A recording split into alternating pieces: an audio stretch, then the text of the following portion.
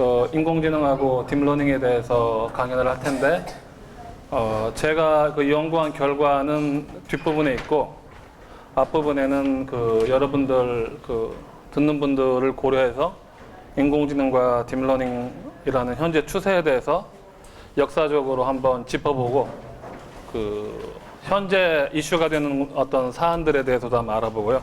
그 다음에 제가 연구했던 내용을 말씀드리겠습니다. 일단 인공지능과 딥러닝에 대한 소개를 하겠습니다.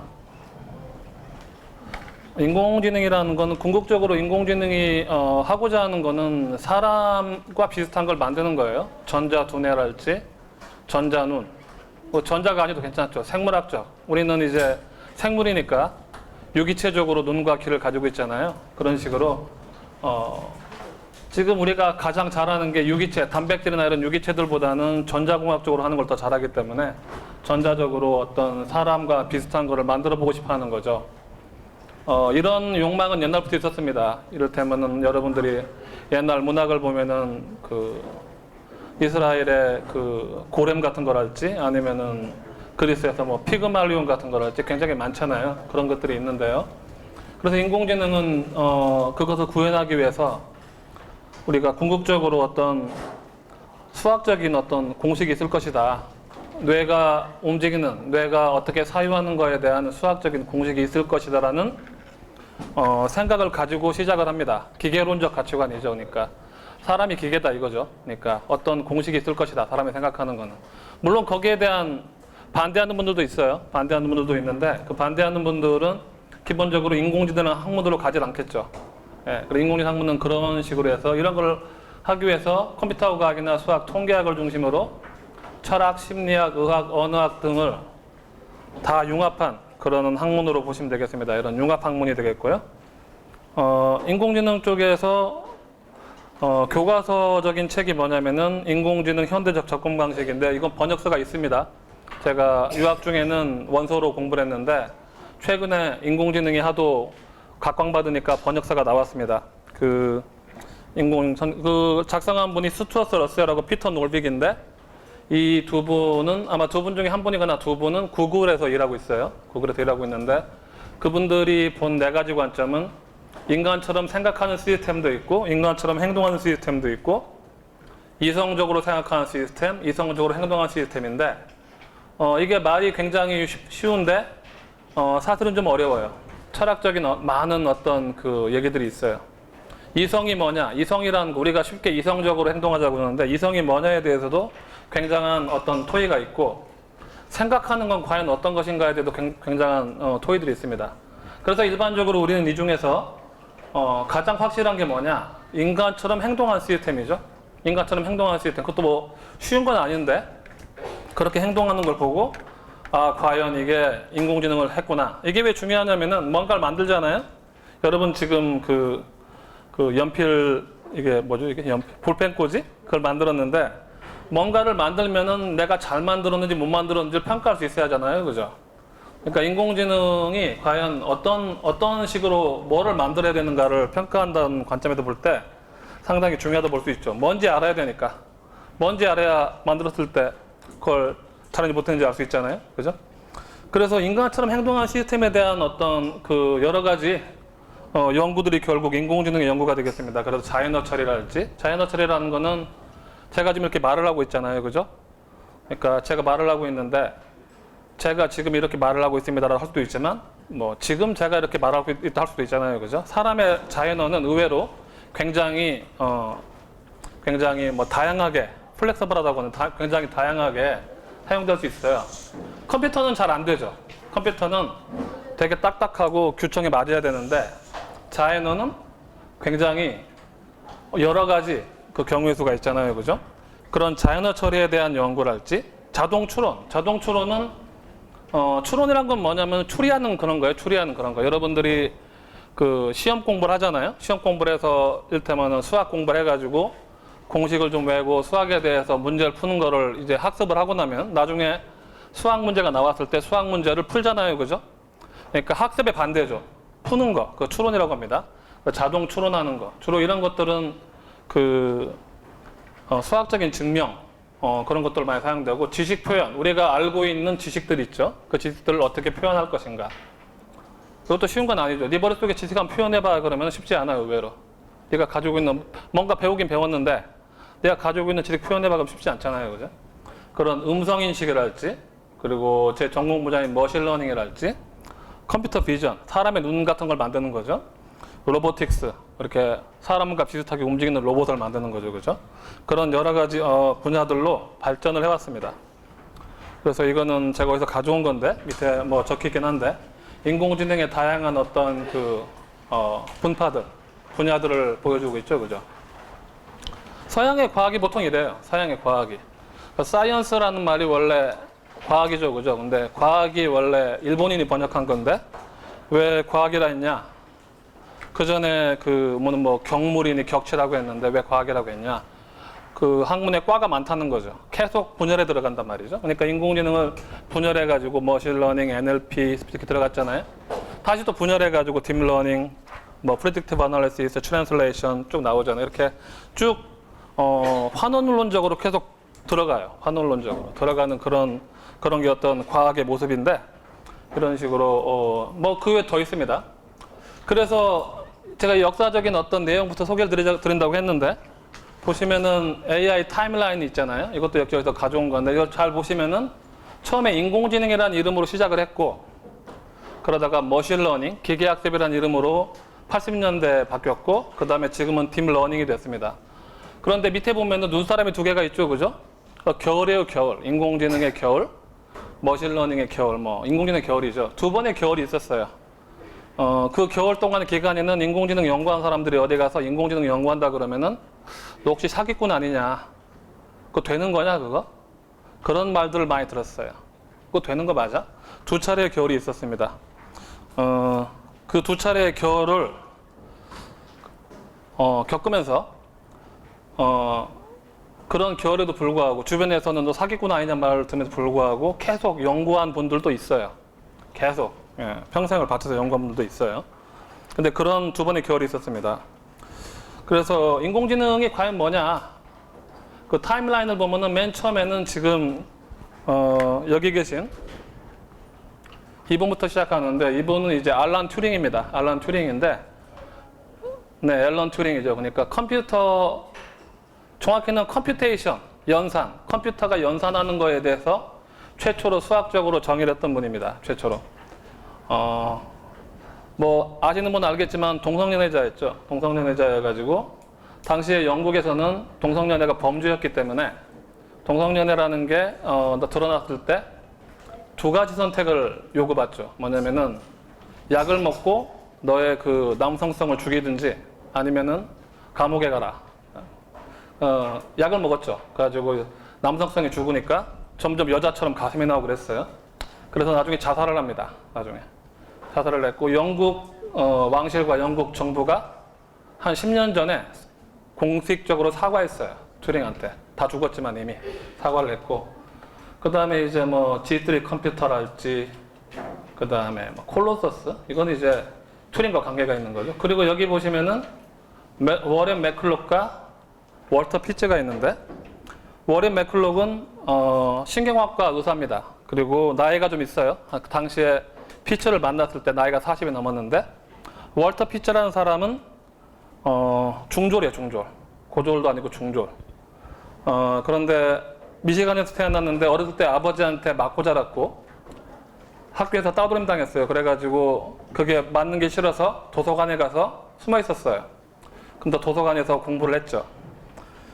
이 워렌 맥클록이 사람의 그 뇌세포가 어떻게 돌아가는지에 대해서, 이 사람은 신경학자니까, 신경과 의사니까 알게 됐어요. 열심히 해서 알게 됐어요. 대충 알게 됐어요. 근데 이 사람은 의사이기 때문에 수학식을 못 만들어요.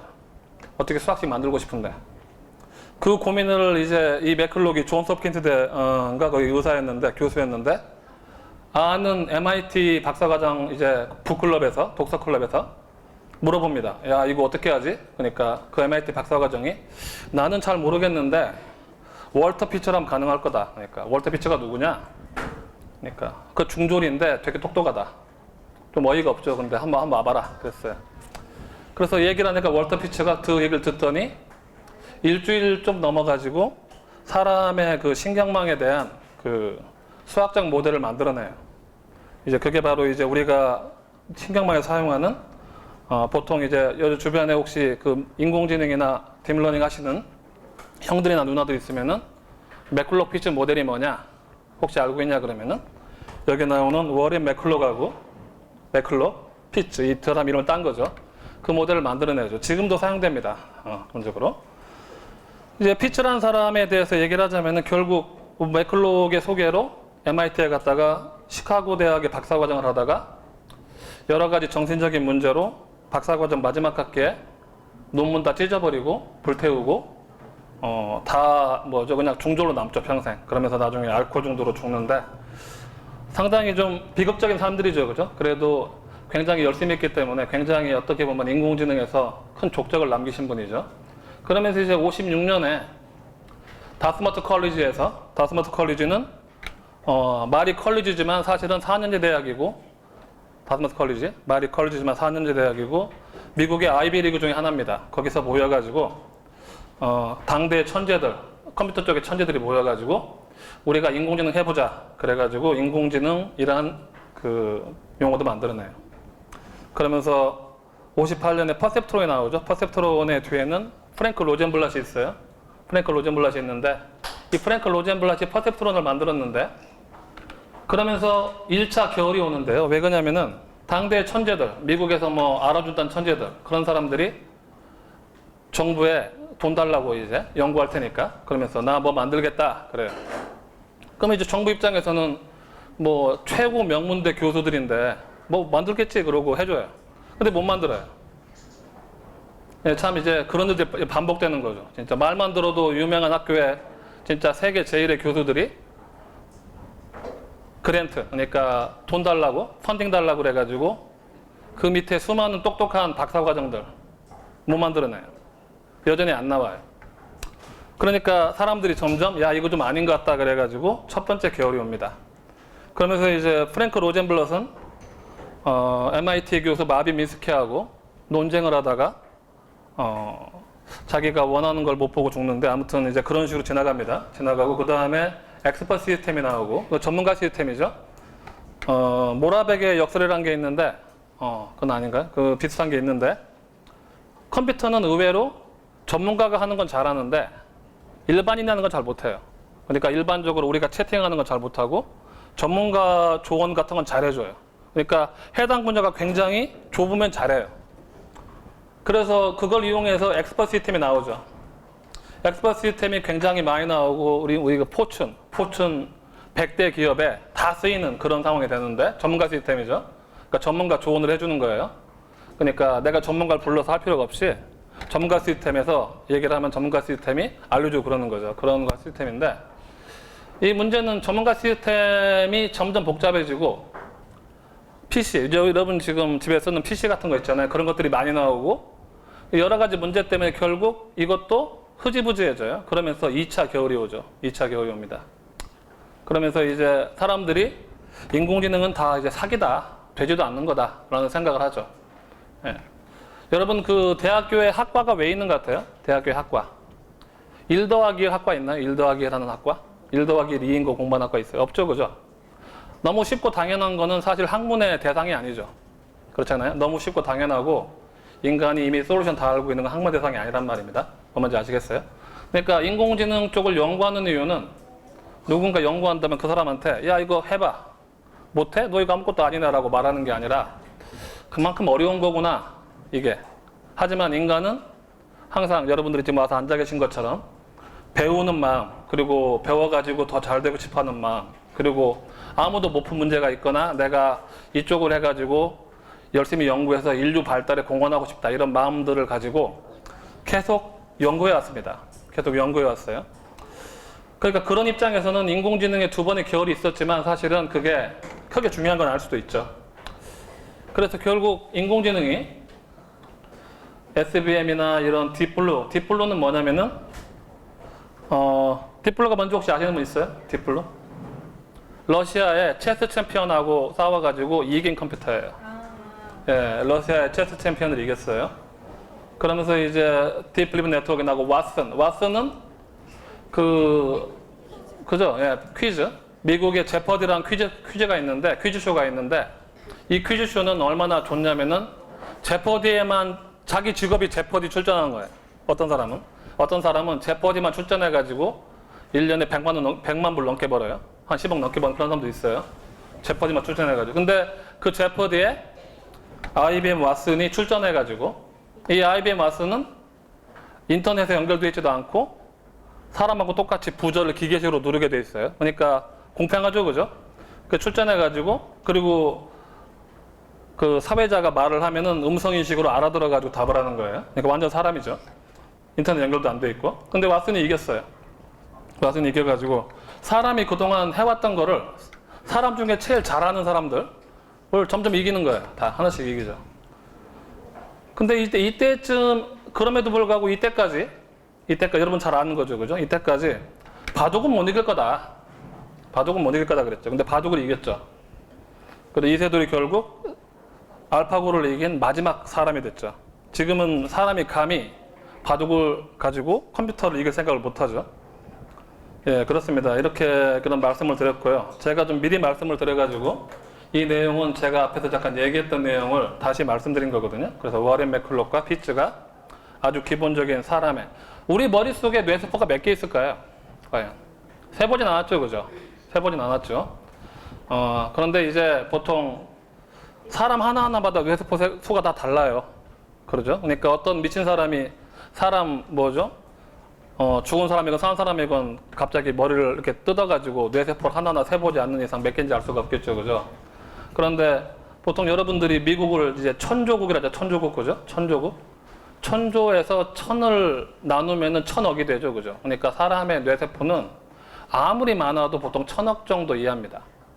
1000억 이하고 그 뇌세포의 연결될 수는 1000조 정도가 돼요. 사람 하나. 물론 뇌물에 그렇다는 거 아니에요. 그러니까 이거 제가 지금 얘기한 건 최대. 그러니까 어떤 사람은 더 적겠죠. 어떤 사람은. 그러니까 여러분들이 의학 서적을 볼 때마다 제가 좀 찾아봤는데 다 달라요, 숫자가 다른데 제가 그 중에서 가장 높은 수를 제가 말씀드리는 거예요. 그런 1000억 개의 뇌세포가 있는데 컴퓨터보다 훨씬 느립니다. 훨씬 느리고 굉장히 단순해요. 되게 단순해요. 그런 단순한 것들이 다 모여가지고 지금 우리가 하고 있는 걸 하고 있는 거예요. 사람 말을 알아듣는다든지 물체를 본다든지, 그죠?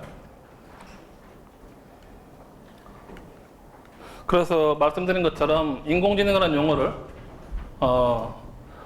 스탠포드 대학의 교수로 나중에 갔던 존 메카시나 또는 마빈 민스키나 다 유명한 사람들이에요. 이쪽으로, AI 쪽으로.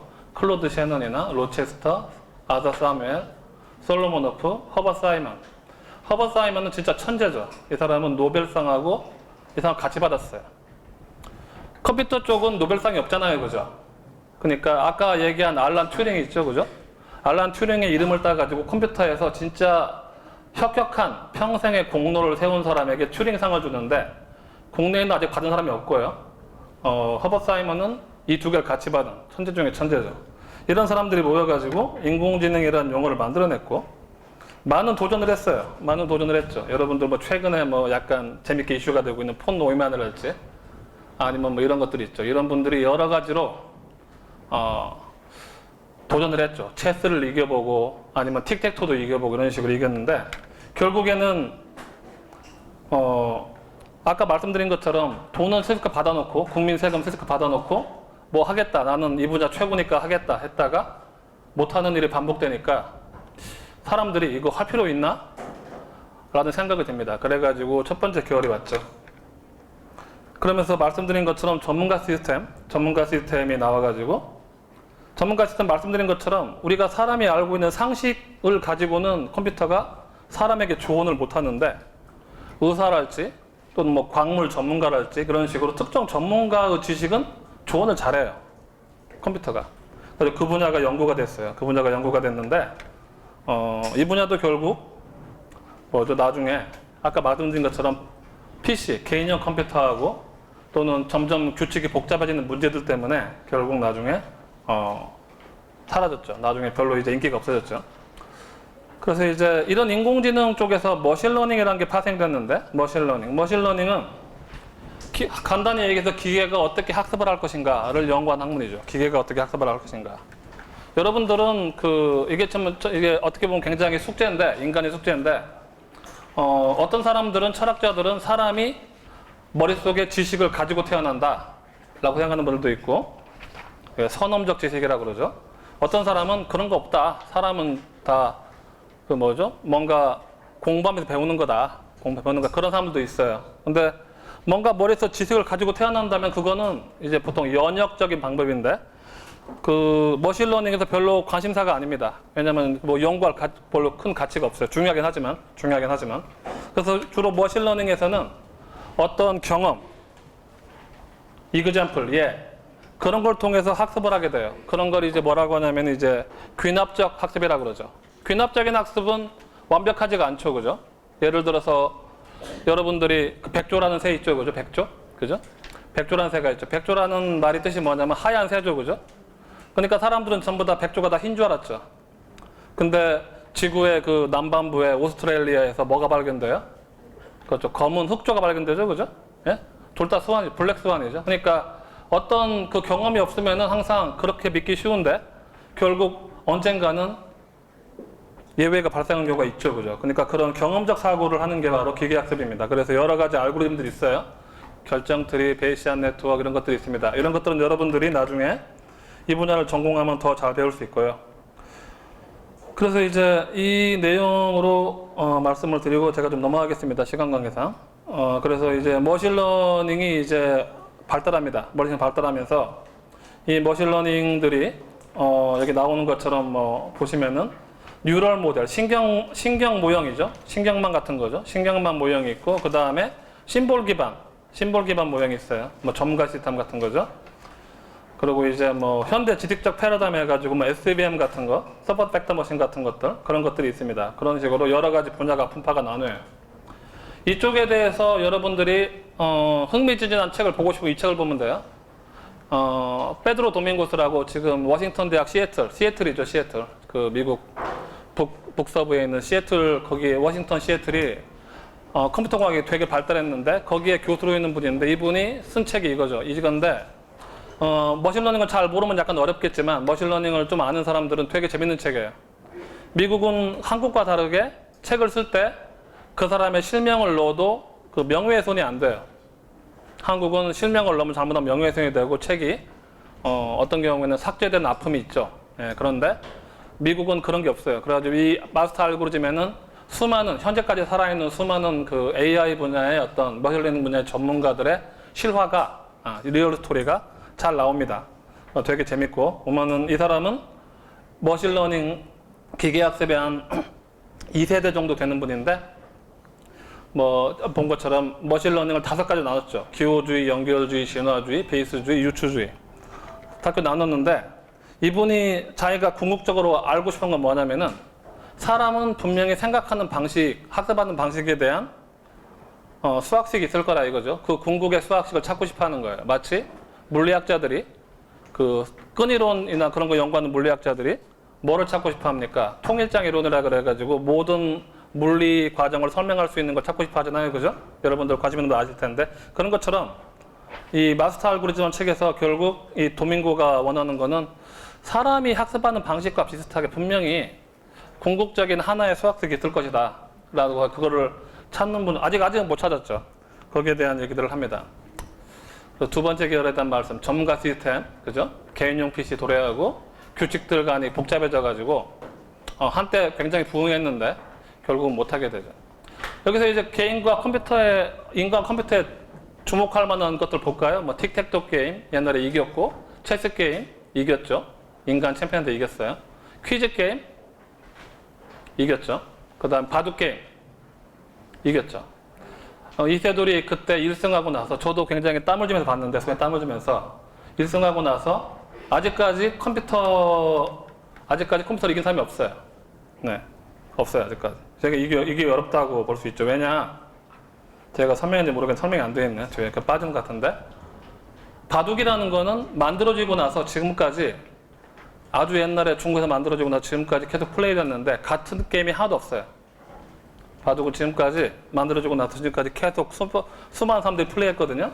같은 게임이 하나도 없어요. 왜냐, 바둑은 경우의 수를 누가 계산했어요. 바둑의 경우의 수를. 누가 계산했냐? 저기 북유럽의 어떤 교수가, 그죠? 재밌죠? 우리는 그런 거 계산 안 하는데 북유럽의 어떤 교수가 계산했어요. 예, 참 할 일이 많은지. 계산했는데 그분이 계산한 바에 따르면은 바둑의 경우의 수는 우주의 원자 수보다 많아요. 그러니까 우주의 원자 수보다 많기 때문에 그분은 그건 할 수 있죠. 룰 따라서 계산하면 되니까.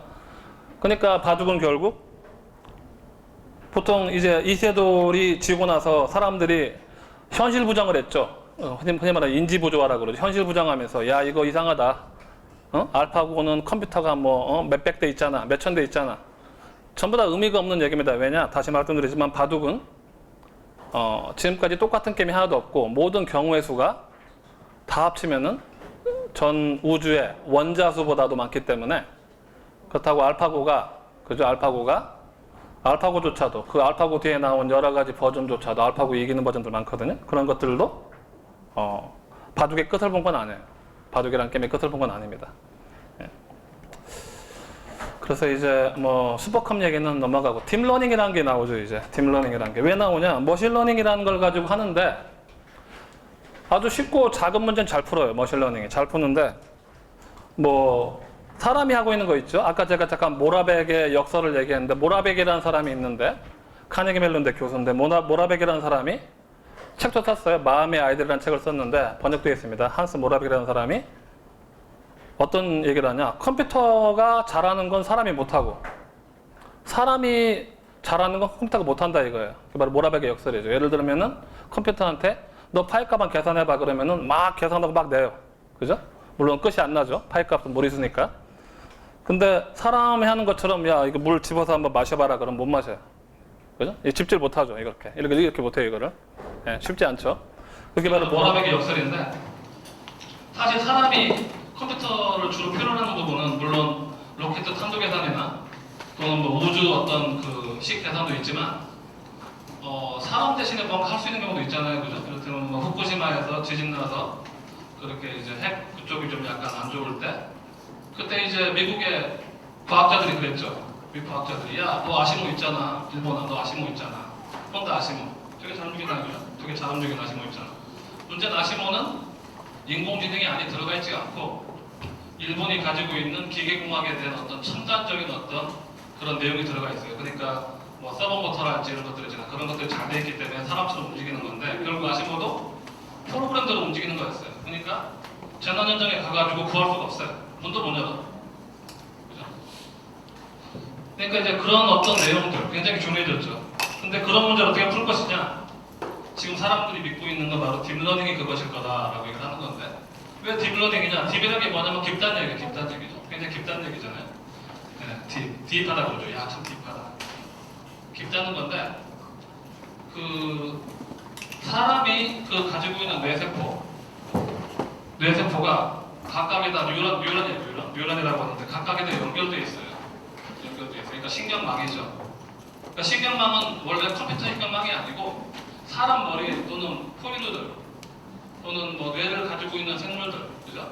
그런 것들이 가지고 있는 게 바로 신경망인데 그 신경망이 계속 움직여서 내가 뭐 말을 할 때나 어떤 자극받아서 생각할 때 움직이면서 뭔가 사유에서 결과가 나오는 거예요. 그것도 지금 제가 굉장히 쉽게 얘기하는데 수많은 인류들이 별별 희한한 실험을 다 하면서 알아낸 거죠. 과거에 fMRI 같은 거 받으면 수명이 줄거든요. fMRI로 머리 사진 찍는 거 있어요. 많이 수명 줄는데 그거 죄수들 내고 하고 막 그랬어요. 그러면서 다 알아낸 거죠.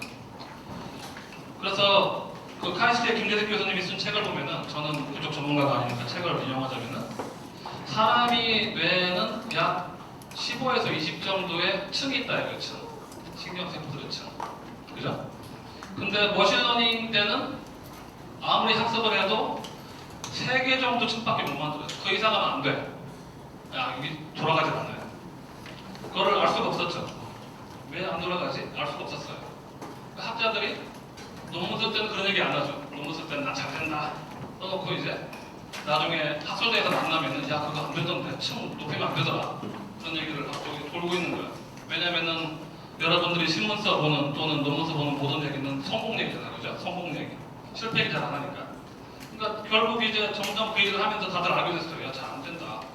3층 이상이면 안 돼. 4개 층을 이렇게 여러 개 만들면 안 돼.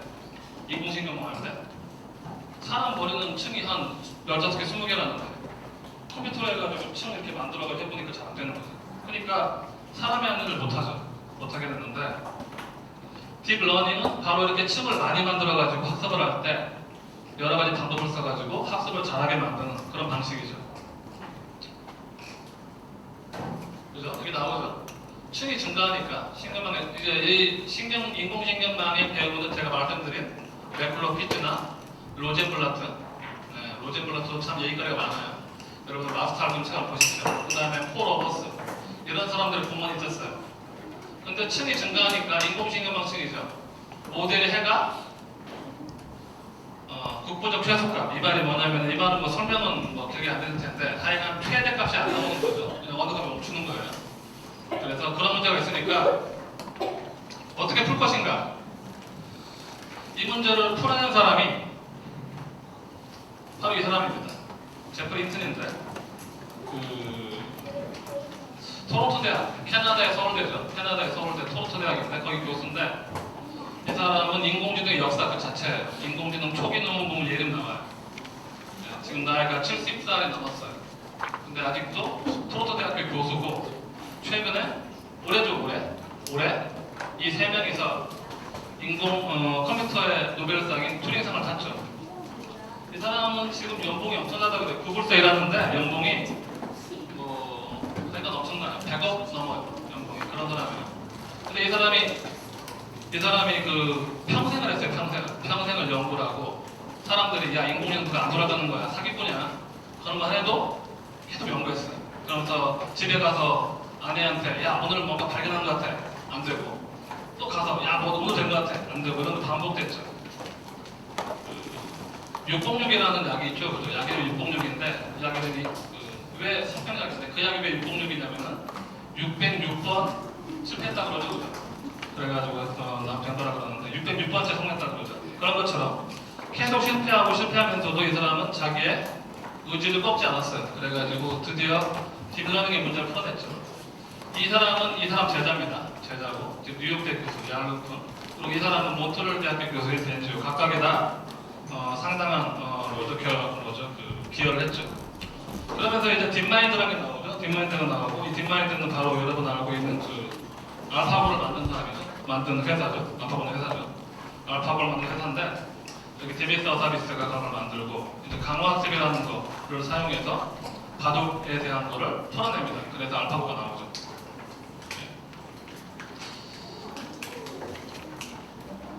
그런데 이제 최근에 이제 최근 얘기죠. 최근에 어떤 결과를 보면은 오픈AI에서 만든 얼론 머스크의 오픈AI에서 만든 프로그램이 도타 게임, 여러분 중에 남학생들은 하고 있는지 모르겠네요. 도타 게임이라든지 롤 게임 같은 거 있죠, 그죠? 스타크래프트 이런 거. 도타 게임을 이깁니다. 도타 게임을 이기고. 그리고 이제 알파폴드라는 게 작년 12월이죠. 단백질 구조를 예측하는 학교 대회에서 딥러닝을 이용해서 문제가 43개였는데 25개를 맞춰요. 1등을 했죠. 근데 재밌는 건 2등을 차지한 팀은 전체 43개 중에서 3개 맞췄어요.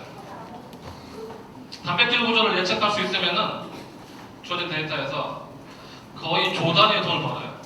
조 단위. 왜냐면은 약 하나를 만드는데 엄청난 돈이 투자가 되는데 신약 하나 만드는데 이 단백질 구조 예측이 가능하면은 엄청난 시간을 세이브하거든요. 10년, 20년 걸릴 게 한 5년에 끝나는 식으로. 그러니까 이게 굉장한 내용이죠. 근데 이 내용은 논문으로 공개가 안 됐어요. 그리고 알파스타라는 게 올해 초에 스타크래프트, 남학생들 하는지 모르겠는데 사람을 이겼죠. 사람을 이겼어요. 지금 제가 볼 때 남은 게 롤 같아. 롤은 5명이 하잖아요. 그죠? 그러니까 컴퓨터 5명이 해야 되거든. 그게 좀 약간 어렵잖아요. 남은 게 롤 같은데 아마 여러분들이 좀 기다리면은 몇 년 뒤에 있을 겁니다. 지금 다들 말은 않지만 하고 있거든요. 예. 그래서 자 이제 슬슬 제 얘기를 해봅시다. 인공지능의 역기능이라는 게 있어요. 역기능. 인공지능이 똑똑해지면은 사람을 언젠가는 잡을 것이다. 사람의 두뇌는 두개골에 갇혀 있잖아요. 그죠? 두개골은 여러분들은 이런 사람 봤어요? 두개골이? 별로 없죠, 그죠? 다 거의 다 비슷하잖아요. 기억 공간에 한계가 있는 거죠. 사람의 그 뇌는 한계가 있는 거예요. 근데 컴퓨터는 어때요? 컴퓨터는 여러분들이 맘만 먹으면 막 쌓을 수 있죠, 그죠? 창고 같은 데 할 수 있잖아요. 그러니까 그런 역기능을 우려하는 사람들이 많고, 뭐 저는 잘 모르겠습니다만 대부분 다 우려하시더라고요. 저는 약간 좀 안 그런데.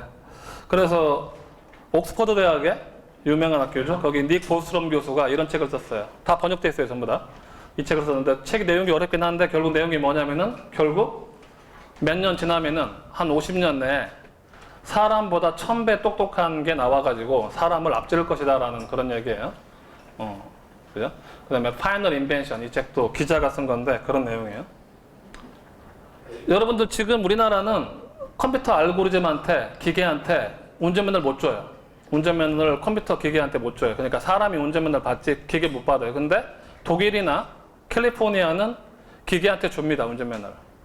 그래서 그 운전면허를 기계한테 주기 때문에 자율주행 자동차가 운전을 할 수 있어요. 그게 이미 몇 년 전 얘기죠. 아주 옛날 얘기인데, 옛날 얘기예요.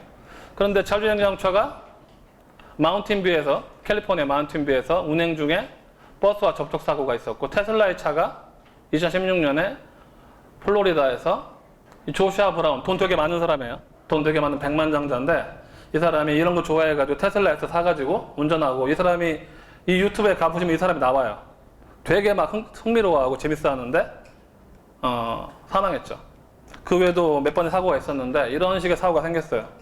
미국이라는 나라가 참 멋있다기보다는 흥미로운 거는 이런 식의 사고가 있으면은 아마 우리나라에서는 글쎄요, 더 이상 하지 마라 그럴 것 같아요. 근데 아직까지도 자율주행 자동차가 되는 거죠. 무인차의 윤리적 딜레마에 대해서 MIT 테크놀로지 리뷰에 프랑스의 어느 교수가 기고했는데, 만일 사고가 날 수밖에 없다면은 10명의 보행자하고 1명 누구를 살려야 되나? 보행자가 1명이고 탑승자가 1명 누구를 살려야 할까? 알고리즘이 10명의 보행자와 탑승자 1명 누구를 살려야 될까? 굉장히 재밌는 이슈죠, 그죠? 이런 이슈들에 대해서 책을 썼습니다. 책에다 신문에 기고했어요. 나중에 보시고 저기 적혀 있는 거 제가 넘어가겠습니다. 시간에서. 국내에서도 결국 5G를 하면서 그 5G하고 자율주행 자동차는 굉장히 연관이 있어요. 그런 거 찾다 보니까 연관을 찾은 거죠. 연관이 있어가지고 5G를 하면서 이제 얘기가 있었던 거죠. 자율주행차에 대해서도 해보자. 근데 문제는 국내에서도 법적으로 완비되어 있지가 않았죠. 세상 모든 게 그래요. 기술이 발전을 하는데 법은 뒤에 따라가죠. 항상. 그런 걸 이제 뭐 미네르바의 부엉이였죠. 그러는데 그 기술이나 어떤 현상이 먼저 나오고 법이 나오거든요. 항상. 그런데 우리나라에서도 결국 이 문제를 어떻게 할 것인가. 자율주행차 사고 나면 운전자 책임이고 자동차가 되면 제조사다 이렇게 정리를 했어요. 최근 기사죠. 그래서 최근에 이렇게 사람이 그죠? 손을 놓고, 근데 이 사람은 손을 놨지만 사실은 앞을 보고 있어야 돼요. 법적으로. 아니면 이렇게 이러고 있어야 돼요. 이러고 이렇게 가지고 있어야 돼요. 네, 그런 거를 이미 시연을 했습니다. 자, 그래서 이제 뭐 거의 끝나가니까 저희가 연구하는 걸 말씀을 드릴게요. 저희는 이제 연구하는 것 중에서 가장 지금 중점적으로 하는 거는 어드버서리얼 문제라는 건데, 어드버서리얼 문제. 어떤 거냐면 말이죠. 잘 나오고 있나? 예, 이걸 보실까요, 이거를? 이게 뭐죠, 이게? 판다죠, 그죠, 판다. 판다인데, 이 판다에다가 눈에 보이지 않는 잡음 있죠? 지금 이게 눈에 보이는데, 여러분 보라고 만든 거고, 사실은 눈에 거의 보이지 않는 잡음. 되게 어두운. 눈에 보이지 않는 잡음을 넣어서 더하면은 컴퓨터가 뭘로 인식하냐? 기본으로 인식해요, 기본. 기본이 뭐냐면 원숭이에요, 원숭이. 원숭이로 인식해요. 맘만 먹으면은 이거를 잡음을 만들어가지고 내가 판다를 내가 원하는 걸로 인식하게 할 수가 있어요. 잡음만 만들어서 집어넣어버리면. 상당히 위험하죠. 왜냐면은 여러분들 이를테면 전투기가 적개하고 아군기가 있는데 그걸 학습했다고 합시다. 자동으로 쏜다고 해봐요. 근데 적이 이런 공격을 몰래 해버리면은 아군기가 적기인 줄 알고 쏠 거 아니에요, 그죠? 그러니까 이미 미 국방부에서는 2016년, 5년 그때부터 이미 연구하고 있어요. 이 문제를 연구하고 있어요. 그러니까 여러분들 지금 뭐 뉴스 잘 보시면 아시겠지만 컴퓨터가 학습하고 분류하는 그 능력이 굉장히 좋거든요. 이런 거 전부 다 학습해가지고 분류할 수 있단 말이에요. 주어진 사진이 판다다라고 학습할 수 있어요. 학습하고 분류할 수 있는데, 그렇게 학습을 해놔도 결국 조금만 잡음, 아주 조금만 잡음 집어넣으면은 결과적인 이미지는 조금만 잡음이니까 똑같아 보이지만 사람 눈에는 컴퓨터는 다르게 해석한다 이거죠. 그게 바로 이제 어드버서럴 문제 중에 하나인데 되게 많습니다. 사실은 되게 많아요. 이를테면은 최근 일을 보면은 마이크로소프트의 챗봇이 인종차별적인 어떤 그런 걸 얘기를 했죠. 그죠? 트위터 온라인으로 학습하다 보니까 쉬리가 잘못 학습해가지고 경찰을 부른 적도 있고요. 그 다음에 이제 아마존이 굉장히 AI를 열심히 하는 회사 중에 하나인데 아마존이 이제 작년 10월이죠. 인공지능으로 한번 채용을 좀 자동화해보자 그랬는데 지금까지 쌓이는 이력서 가지고 해보니까 여자만 들어가면은 아마존이 감점을 주는 거예요. 이게 왜 그러냐면은 이게 공학 분야나 컴퓨터 소프트웨어 개발 분야에 남자가 많으니까 이런 식으로 이거는 뉴스에 나온 거죠, 그죠? 그래서 아마존이 이거 아닌 것 같은데 그래서 그 AI 기반 채용을 취소를 했죠. 도입을 취소를 했고 제가 지금 넣지는 않았는데 그 흑인의 얼굴을 보고 고릴라다라고 인식한 적도 있고요. 네, 굉장히 많습니다. 그게 많은데 이런 것들이 점점 사회 문제가 되기 때문에 이걸 연구를 할 필요가 있는 건데 저희 쪽에서는 저희 학과에 이병국 교수님하고 이석호 교수님 다들 굉장히 쟁쟁한 분들인데 이윤재 교수님 이런 분들과 같이 이런 기만 공격에 의한 인공지능의 어떤 역기능 방지에 대한 어떤 연구를 하고 있고요. 또 제가 개인적으로 관심 있는 분야를 말씀을 드리자면은 제가 중간에 좀 약간 스킵한 게 있어가지고 그러는데 어디를 가면 될까? 여기는 없겠다, 그죠? 지금 말씀을 드릴게요. 인공지능이나 머신러닝이죠. 그러니까 딥러닝이죠. 죄송합니다. 딥러닝이 어떤 한 가지 작업, 얼굴 인식이랄지 이런 작업을 하나 하려면은 요즘은 이제 잠깐 보여드릴까요? 이런 식으로 되는데 잠깐만요. 이걸 볼까요, 한번? 그죠? 이게 이제 욜로나 레슨넷 기반인데 이거를 보시면은 실시간으로 하는 거예요. 네, 실시간으로 다 하는 거예요. 그러니까 주어진 동영상에서 이렇게 찾아내가지고 이게 뭐다, 차다. 아까처럼 또 아까 이걸 볼까요? 개다, 그죠? 이거는 개다, 이거는 이를테면 뭐다 이런 식으로 다 찾아내가지고 학습을 할 수 있는 수준까지 왔어요.